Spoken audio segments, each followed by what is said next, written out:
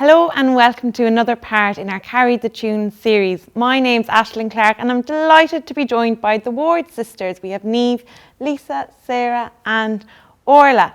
So the Carry the Tune series is essentially about how the tunes have been passed down from generation to generation, its relationship to its place, geography and how it's immersed in our culture. So I'm going to hand you over to the girls for a couple of tunes.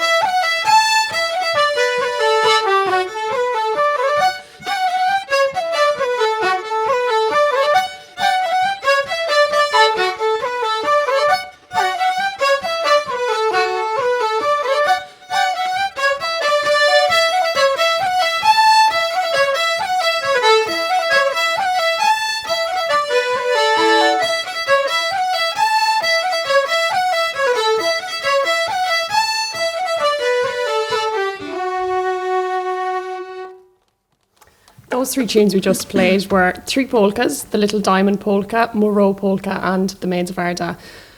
We actually learnt these three tunes from our older sister Yvonne, who plays the tin whistle and the flute. The first tune, the Little Diamond Polka, was recorded by James Morrison, who's a Sligo fiddle player in New York in 1936, and it's often actually called, mistakenly called, the Magic Slipper because it was recorded with this tune. The second one was the Moreau Polka, which is a place in east of Limerick City, and then the Maids of Arda was the third one.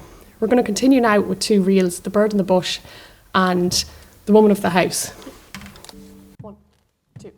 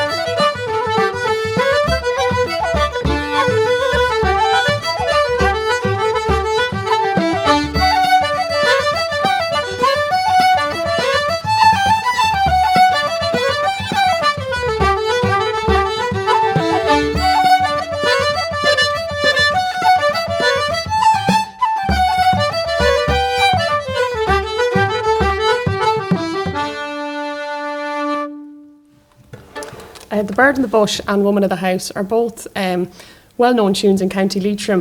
The Bird in the Bush is actually a tune, it was made popular by the fiddle player Michael Coleman, again on a recording from New York.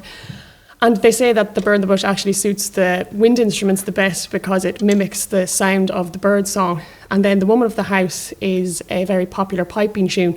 I learned both of these tunes from Conor Ward, who was my fiddle teacher in Drumsna in County Leitrim. And I suppose I grew up playing in the tradition of the South Sligo Leitrim style, but also we have a lot of influence from Longford as well. When we grew up, when we started playing traditional Irish music, we started out in tin whistle lessons with Michael McNamara, and that Michael McNamara passed on really rare tunes from County Longford. And I suppose this is the tradition that we kind of grew up playing, these rare tunes. And we didn't realise that not too many other people didn't know these tunes. We thought everyone knew these tunes when we played in sessions that, no one really knew these tunes that we were playing, Right, so slip jigs.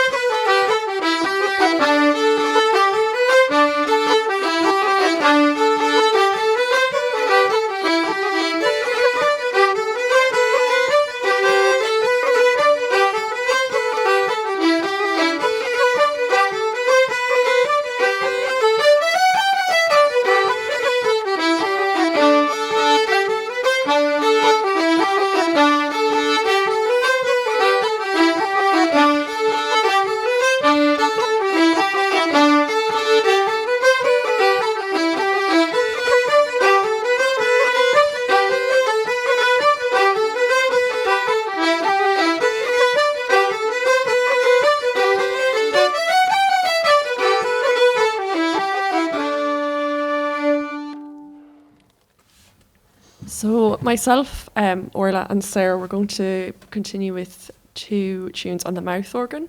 So with the mouth organ, I suppose it's a funny one in that a lot of people would kind of wonder, how did you get started on the mouth organ? Because, it's not, I suppose, that common or well known around Leitrim in particular.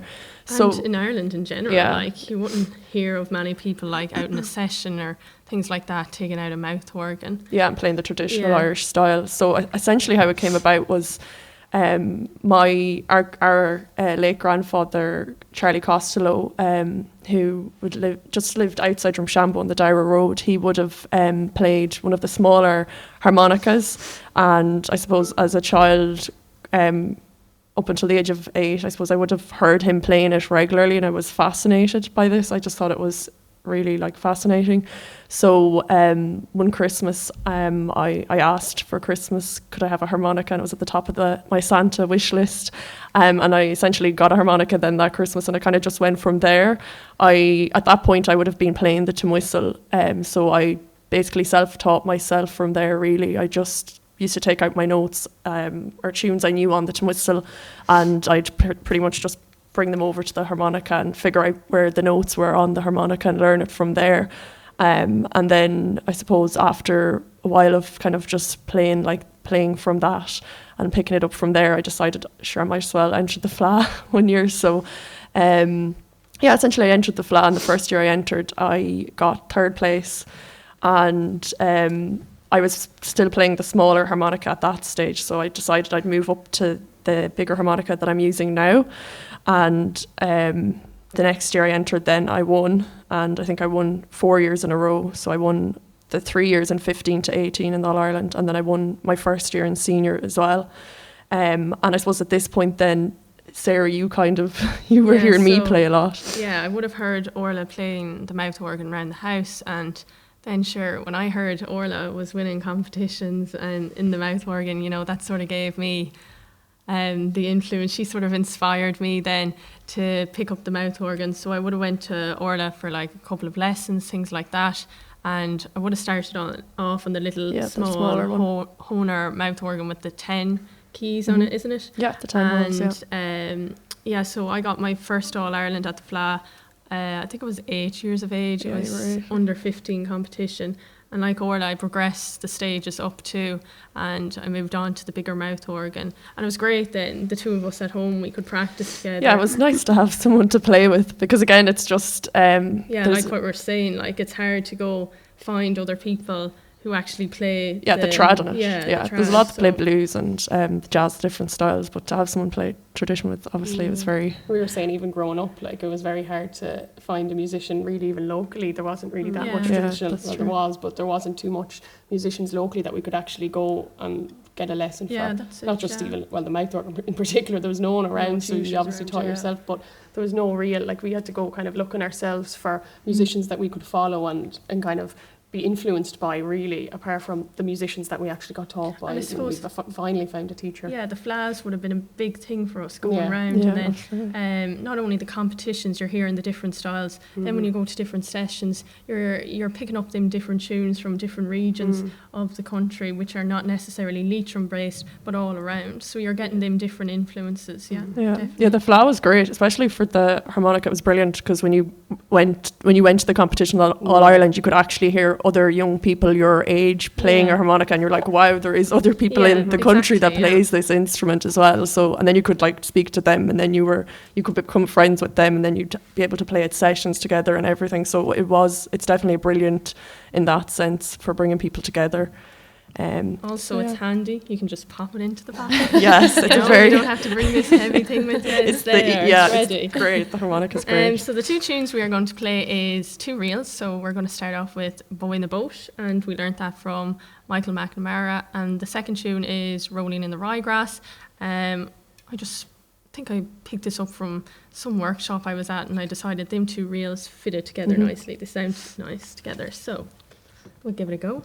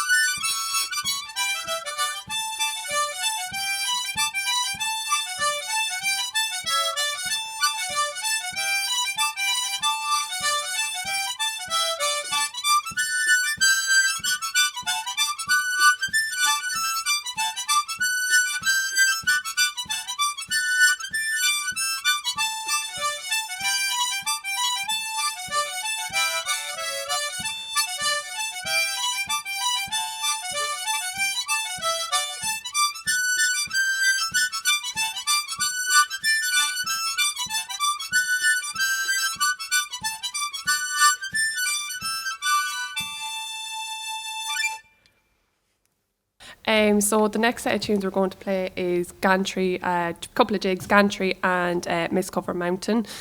So Gantry, I think I got it off a tutor while I was in studying in the Irish World Academy in the University of Limerick. I've picked that tune up from my tutor while I was in Limerick.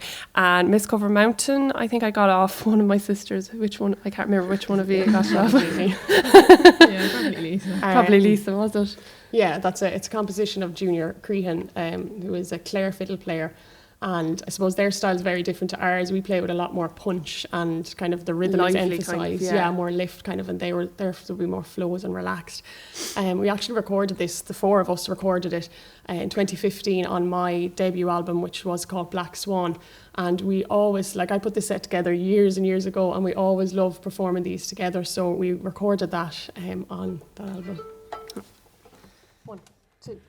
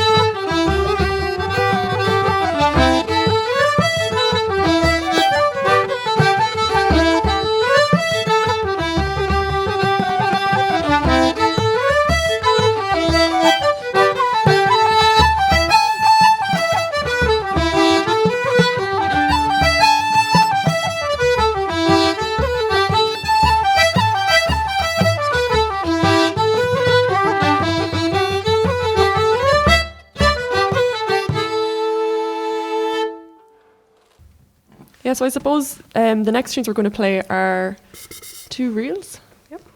Right-haired lass and the Taylor's thimble. Yeah. I suppose the first instrument we all would have started out on would have been the tin whistle. These were recorded by John McKenna, who was a Leitrim, he had the Leitrim or Scammon, Sligo style of flute playing as well. A lot of the tunes that we play are mostly Leitrim style. We've been influenced by a lot of different people, Leitrim, a lot of different individuals, but I think we always come back to our Leitrim Incorporate- tunes. Yeah, we want to stay true to our own style at the same time as well.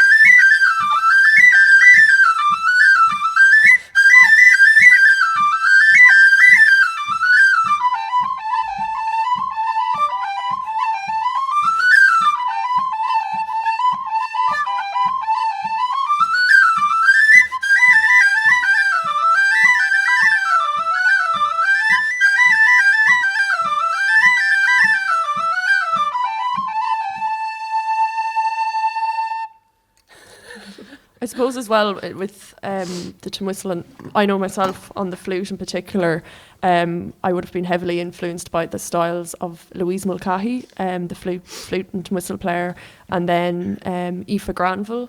So something as well we do a lot of when we were growing up in particular was we would have went to a lot of workshops around the country, and Squel Aoiche, we used to go to Squel Aoiche a lot. I suppose our favourite, a local one, the Joe Mooney Summer School, the Tubber Curry Summer School. There was so many summer schools we'd go to, and Aoife Granville, I went to her a few different times in Squel Aoiche, so I would have been heavily influenced by her style of flute and tin whistle playing. She's from down the south in County Kerry, so it was I was always fascinated by her style because I suppose it was so different from what we'd hear in Leitrim. She was big into her polkas and her slides, so I really loved that. And Louise Mulcahy's flute playing, I love her style as well, really traditional, and she uses a lot of crayons as well, especially on the flute. They're really lovely.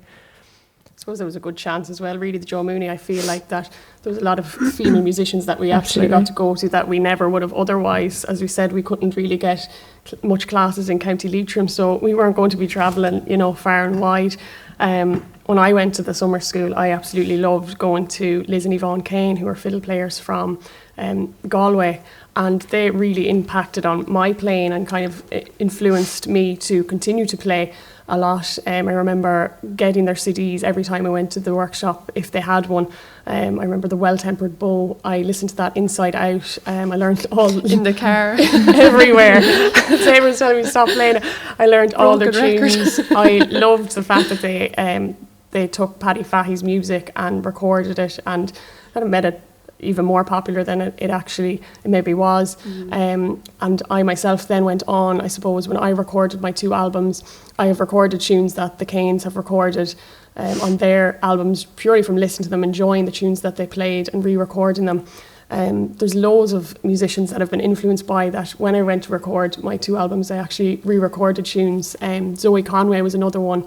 I didn't know anything actually about her, and Connor, my teacher, had given me a list of musicians to kind of look up and research and listen to become aware of other styles of music.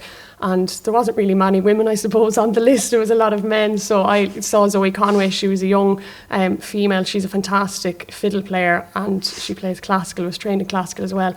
And that was an album I got as well, and I listened to inside out and learned loads of lovely tunes from her, basically. So I feel like there's certain musicians kind of that we never really would have known possibly about, only for the summer schools, and we got to go to their class and they got to teach us what they know, and they were all so good, and different styles of teaching, but all fantastic teachers, and they really inspired us to go on and teach as well, and to go on and continue to learn. The importance of our own style as well was, because you're learning their style, so the importance of their style, keeping our own style, and pass it through to the next generation, passing it on as well.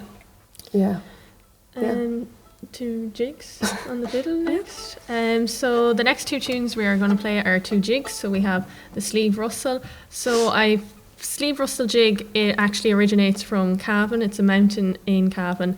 And I first heard this tune played by Mary Bergen, who's a well-known whistle player from Dublin. And Mary Bergen would have spent a lot of time down in Milltown, Malbay and Clare. So she used to say that, she's a whistle player, but lots of people think, because I'm a whistle player, you only have to listen to a whistle player. But she actually listened to lots of instruments, and she was actually very inspired by fiddle players. So when I heard this tune, I suppose that's why I thought this would sound great on the fiddle. It's allegro, so it would be fast, upbeat and bright. So I thought, that's perfect for our sort of fiddle style, Leitrim style. Nice, and then the second one is the Killimore jig, and this was composed by the great and late Sean Ryan from Nina in County Tipperary, a great fiddle player too.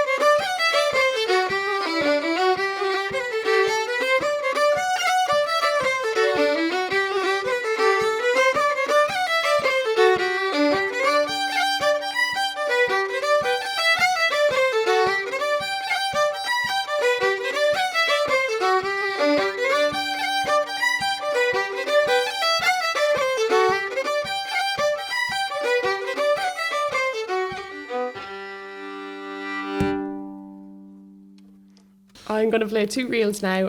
Both of these are recorded on my album, which I recorded this year during lockdown. And it's an unaccompanied fiddle album, so all fiddle music and loads of Leitrim tunes which have never been recorded before. This is the first track on the album, and the first reel is called the Aughnasheelin. And the Aughnasheelin is where we're from. We're from Aughnasheelin, Aughnasheelin area. And this was actually composed by an amazing fiddle and piano player called Josephine Keegan, who is from County Armagh. She's recorded loads of albums on fiddle and actually accompanied herself on them as well. She's won loads of accolades for composers and players, and all her compositions are in tune books. You know, she has great compositions, and I really liked this one, and I think it's fitting that we're from Aughnasheelin, that we can play. She had a great night one night in Aughnasheelin, and she wrote this tune when she went home, so it's a good one. And then I followed it on with my own composition, which is called Utopia, as is the name of the album. And it's called Utopia. I wrote it on St. Stephen's Day. Everyone had gone for a walk after the big feed.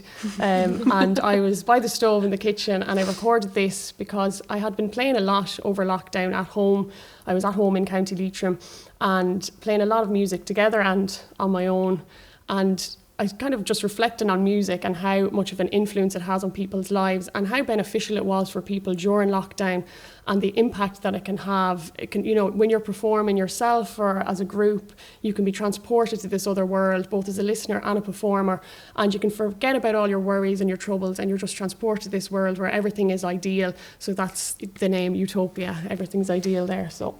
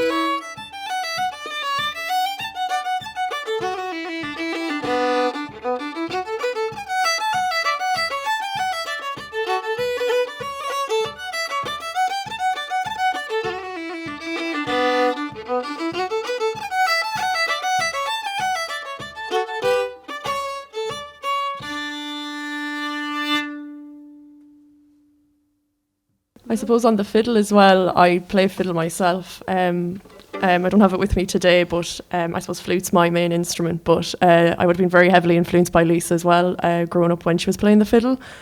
She won a lot of competitions. She won the Senior All-Ireland Fiddle as well. And I know as well a lot of people Lisa has taught down through the years as well have gone on to win All Irelands as well. So a lot of females as well, female fiddle players. So she's had an impact and definitely influenced a lot of players in the Leitrim, Cavan, Longford region in particular. And I suppose their style, you know, you can hear their style of music, your style in them as well when they play. So it's kind of, it's definitely going, and then as they'll grow up, they'll, you know, even some of them are probably starting to teach now as well. So you can hear the style kind of being. That's nice as well, that like we were just saying earlier about how we went to the summer schools and learned from female artists, and then we're actually getting to continue it on, and we can see the impact that it's had. You know, like people continue to play down through their teens, and as they get older and they're teaching it themselves, which is always lovely to see that it's actually being passed on. Like every year I remember I always wanting to go to the Joe Mini. I'd see you all going, and you'd have like, we all started off on the tom whistle, and then I'd see you with the fiddle, and then Sarah would have like the fiddle or the bodhran, and then Orla'd have the flute. And I was like, geez, I need to start doing something else. So I said, I'll be different. And then I was like, I tried out the fiddle for, I don't know, a couple of weeks. And I was like, no, scrap that. I'll try something else. It might be, I don't know, not for me. So I said, I wanted to try something else. I was like, oh, I see these people carrying these big boxes on their backs to the Joe Mooney. I was like, oh, I'll try that. I want to try that. So anyways, I remember then on I think it was my 10th or 12th birthday, I got my first button accordion, and it was the red little horner. And then so yeah, every year then since I got the horn accordion, I went to the Joe Mooney, and for a couple of years I went to Niamh Ward, the female. She was the only really female button accordion. There's not a lot of female button accordion players around in Ireland anyway. It's only Niamh Ward and Sharon Shannon, really, yeah. So I would have listened to Sharon Shannon a lot as well, and her CD's been played in the car a lot. See her on the telly all the time. And so yeah, like I would have been influenced by Sharon Shannon and Niamh Ward. So a lot of the tunes that I would have learned would have been from Niamh Ward at the workshop of the Joe Mooney that we all went to every year. We all loved. So she really influenced me as well. So the next set of tunes we're going to play is 2 tunes I got from Niamh Ward. So they're called Pipe and Hob number 1 and 2. We'll give them a go. And I meant to say as well, actually, as it transpired with the Joe Mooney, when we were going from a very young age, it actually got to the point that we all became tutors at the Joe Mooney as well. So we all teach. Unfortunately, it wasn't able to go ahead with COVID last year, but or this year, but we all teach on our different instruments. 1, 2.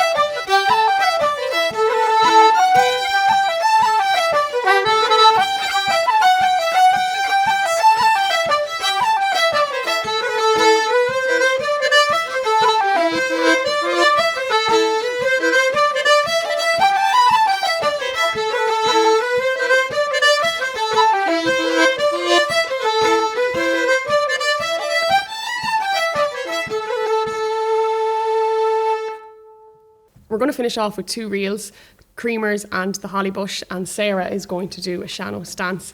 We decided to finish off with 2 very Leitrim tunes. We learned both of these from Michael McNamara. The Hollybush has several different names, but Michael McNamara learned it from his tin whistle and flute tutor, who was John Blessing, and John Blessing learned it from his father. So that's again in the Leitrim Longford style of flute playing. And then the second one is Creamers, Michael Creamers. And Michael Creamer was a man who attended local dances, and every single night he attended, he'd always played this tune first. It was his favourite tune, so it's called Michael Creamers now. So yeah, then hopefully I'm going to do a dance during these tunes. So how I really got started on the Sean-nós dancing, well, first off, all of us girls, we started off on doing Irish dancing. Yeah, so we would have started out as all Irish dancing first of all. We would have went to dancing classes in Drumshanbo for Irish dancing, all 4 of us. And then I suppose from the Irish dancing then we got into the Irish music. And then when we were travelling around the country and going to sessions and competitions, we would have, I suppose, came in contact with different Sean-nós dancers and seen the Sean-nós dancing. And I suppose I was fascinated by it. And then I start Sean-nós dancing. And then I suppose, Sarah, you saw me dancing, so you would have taken up the Sean-nós dancing. And we would have as well we would have went to a Aughnasheelin and a sauna, which there would be a big focus on the Irish language and the Sean-nós dancing. Yeah, and from there then I would have seen Emma O'Sullivan, who's from Connemara in County Galway, and I would have went to some lessons to Emma, and I would be influenced by her style. So to finish up, I'm going to do a little Sean-nós dance and a broom dance, so I hope you enjoy.